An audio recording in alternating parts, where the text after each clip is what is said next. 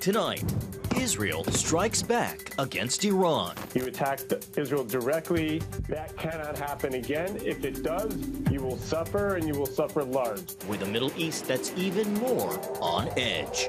Plus, I consciously chose this job, and I know that death is a very real possibility.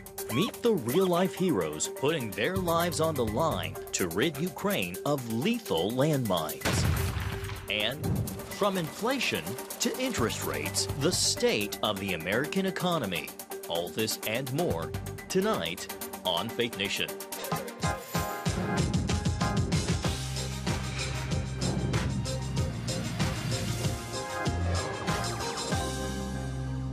Tensions in check in the Middle East despite Israel retaliating against Iran.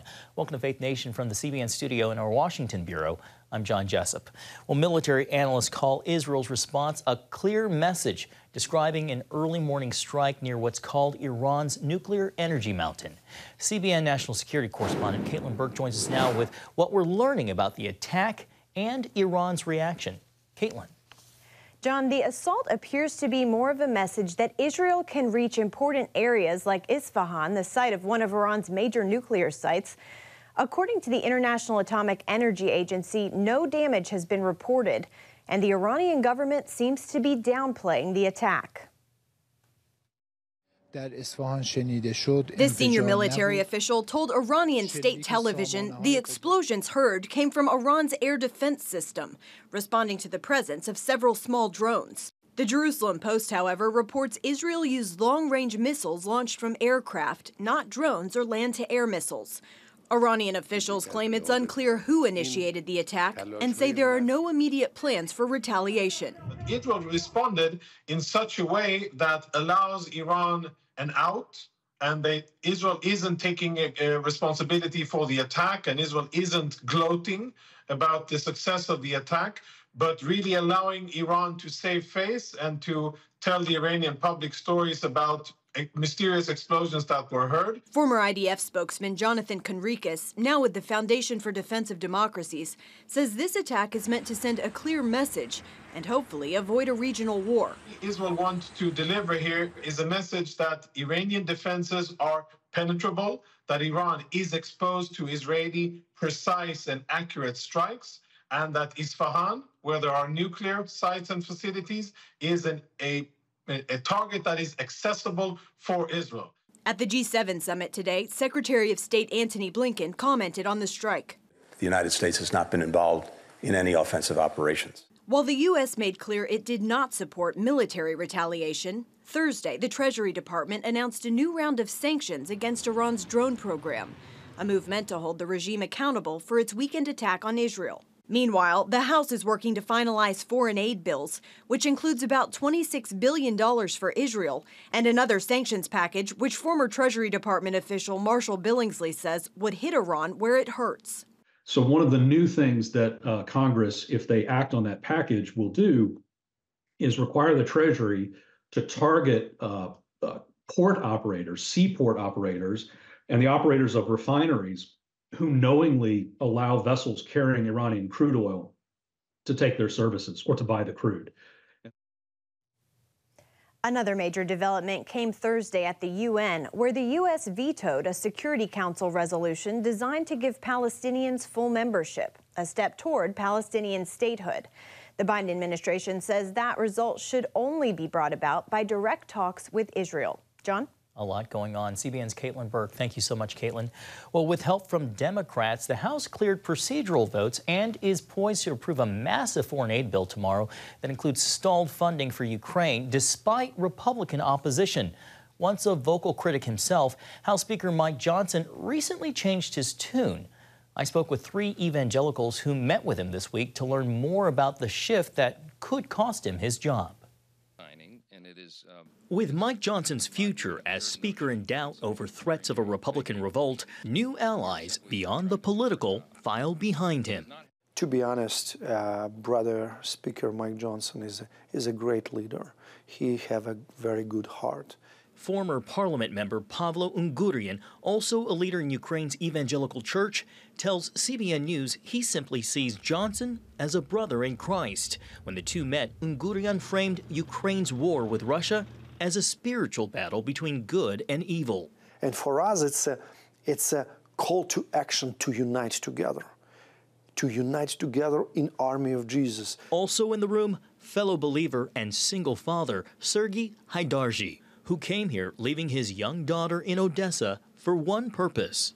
And our primary and big message to Americans, especially our brothers and sisters here, that there is a very bloody war happening in Ukraine, that we're being killed.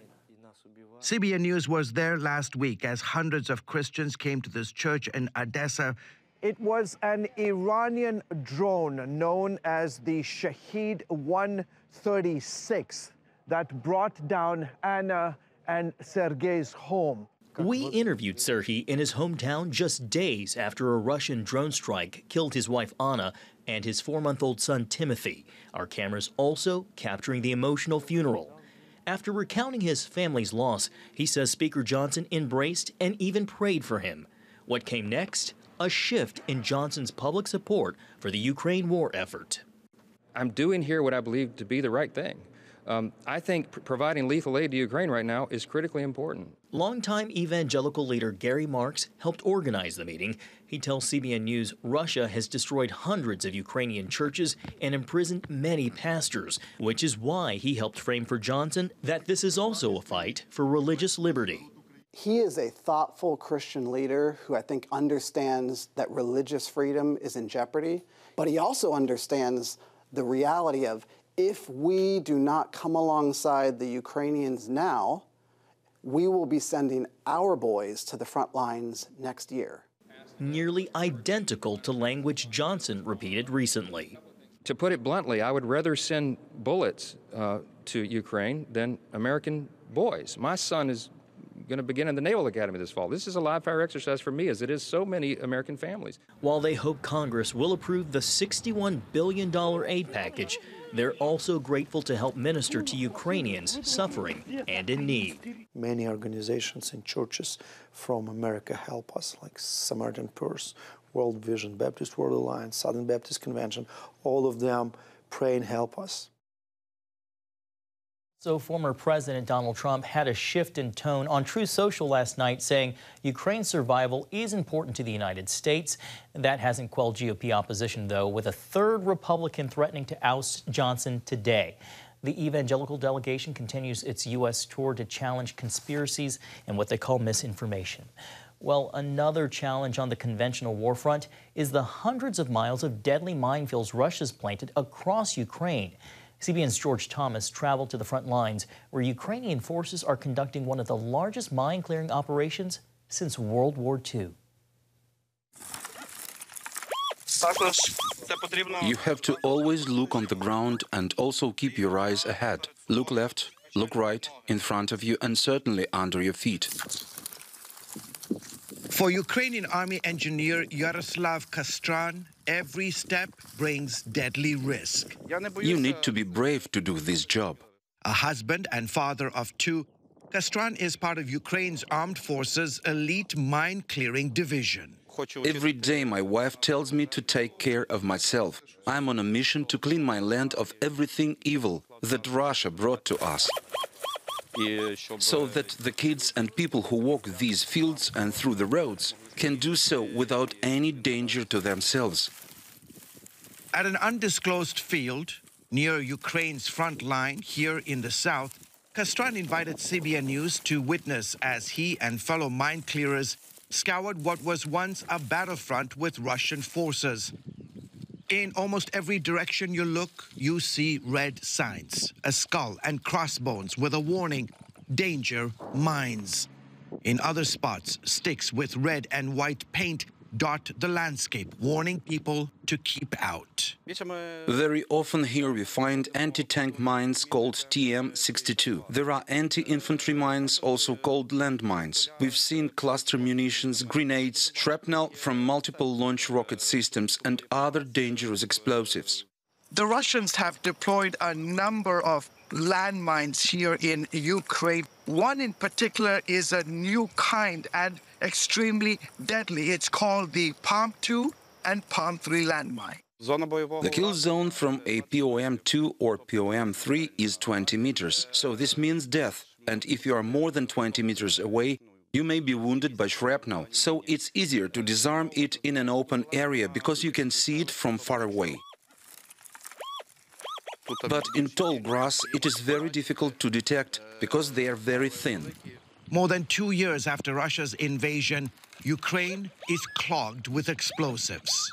Ukraine is one of the most mined countries in the world right now. Roughly 30% of the country has mines. It will take many years to demine and get back to our normal life, but we are working on it. The mines have slowed Ukraine's efforts to launch counter-offensives in Russian-occupied territories. Russia isn't sleeping, and it's dreaming about getting back to our country and destroying our family and our nation. In this conflict zone area alone, with about 1,000 bomb disposal experts deployed, officials say more than 155,000 Russian mines, tripwires, unexploded shells, and other explosives have been destroyed. All happening as war rages just a few miles away. Often at the forefront of combat operations, Kastran's unit's motto is to stay ahead to save life. There is no active combat right here, but above our heads, rockets and Iranian drones are flying, and from time to time artillery shellings happen. Today we are working these fields, tomorrow we may be fighting in combat, and we have to be ready for it. In a nearby field where farmer Andreas Nadicki is preparing to plant seeds, he's grateful that Kastran's men have left his plot of land mine-free. If it wasn't for these guys, who else would help us? War is war, but we need to work as well. So big thanks to them for helping us get back on our feet. Ukraine says these Russian mines have killed nearly 1,000 people, the majority of them civilians. I am not afraid of death. I consciously chose this job, and I know that death is a very real possibility. George Thomas, CBN News, Kherson, Ukraine. Thank you, George. Up next, inflation is cooling, but not fast enough. Plans to combat high prices when we come back.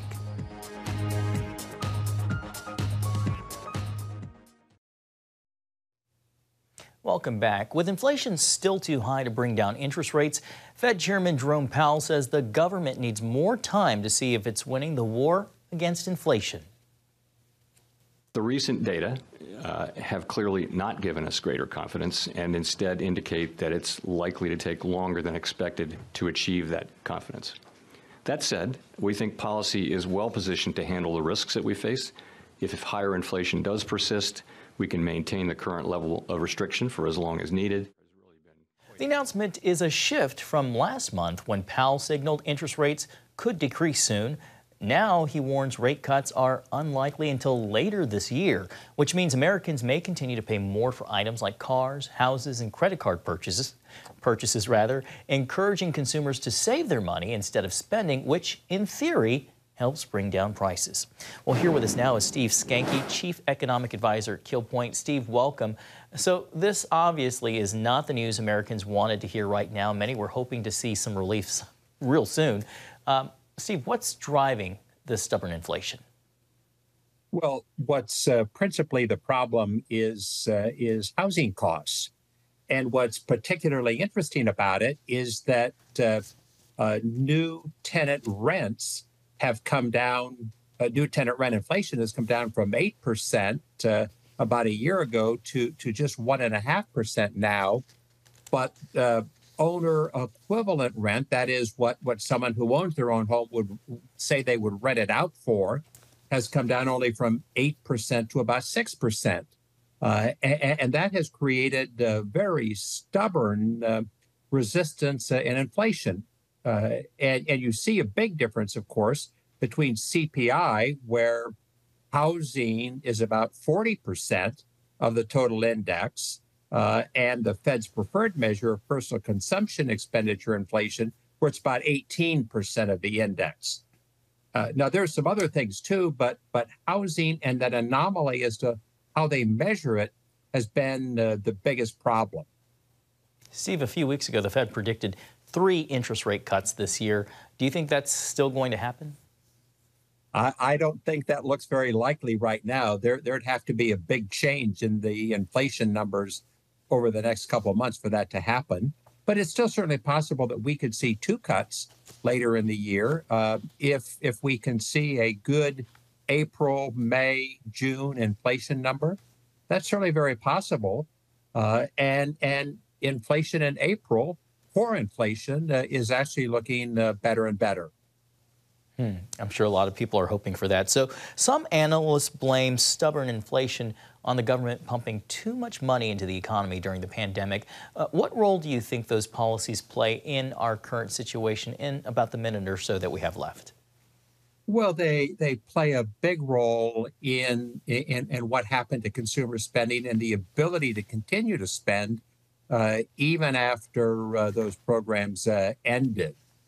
It was all of what they call that excess savings. But, you know, even still, the federal government is running a deficit of about $2 trillion a year, while we have full employment, robust economic growth, new job growth. And so it just makes it harder to squeeze out that last bit of inflation with so much federal money continuing to come into the economy. All right, Steve Skanke with Kill Point. We always appreciate your time and expertise. Thanks so much for being with us, and have a great weekend. Thank you. Thank you. Well, up next, Columbine, 25 years later. We remember an American tragedy that transformed the country when Faith Nation returns.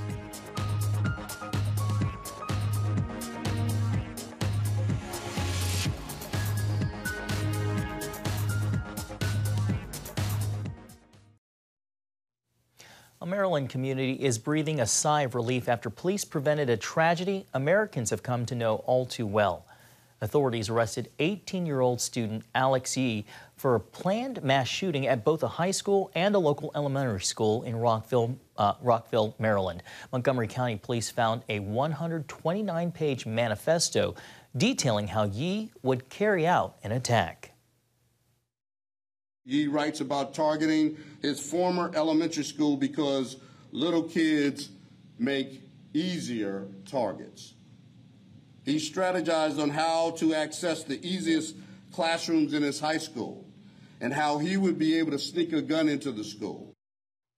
According to Montgomery County Police, the department has received 140 similar threats since the beginning of this school year. Well, that story is a solemn reminder of the dark legacy of school shootings. 25 years ago tomorrow, 2 heavily armed students walked into Columbine High School and opened fire. That deadly mass shooting became a watershed moment, leading to an epidemic of violence. CBN's Brody Carter introduces us to survivors sharing their stories today to help bring healing to others. 9 parties, 5 students. Say probably about 300 to 500. Everyone around me got shot, and I begged him for 10 minutes not to shoot me.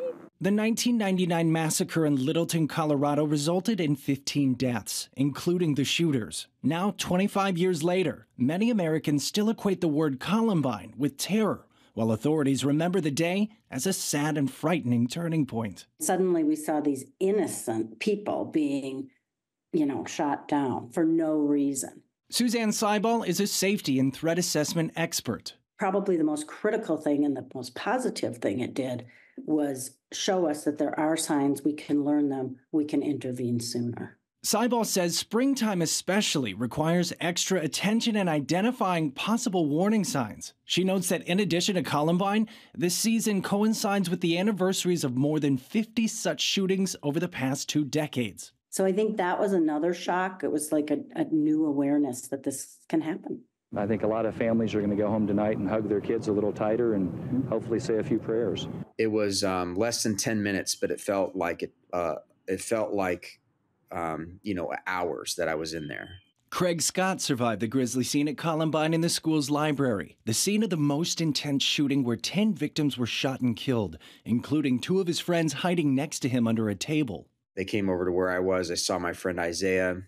They called him racial slurs. They tried to pull him out from underneath the table.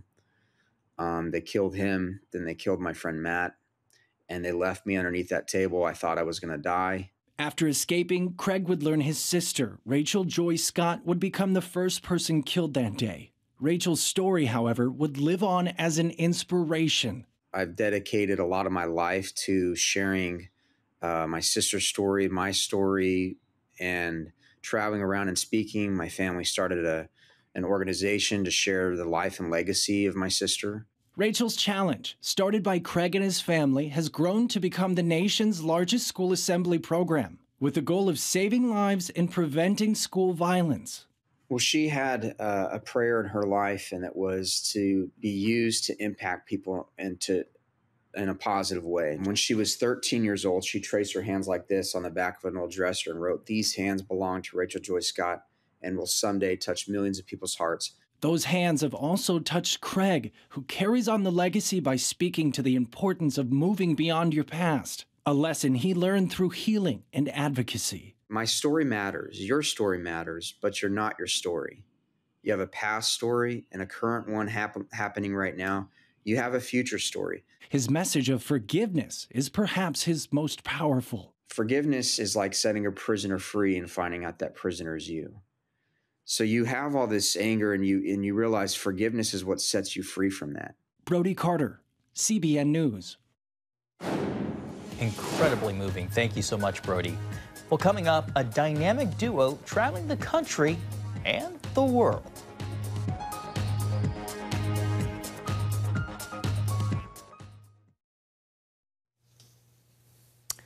And finally tonight, a grandmother and her grandson are setting out to prove you're never too old to travel the world. 94-year-old Joy Ryan of Ohio made headlines last year, becoming the oldest person to visit all 63 national parks. Also along for the ride, her grandson Brad crossing the finish line in the American Samoas, which was right after Joy secured her first passport. After 7.5 years, our dream is finally coming true. Well, with a passport and 1 record already under their belts, the pair now hopes to visit all 7 continents, and that is a great goal. Best wishes. Thanks for watching. Have a great weekend.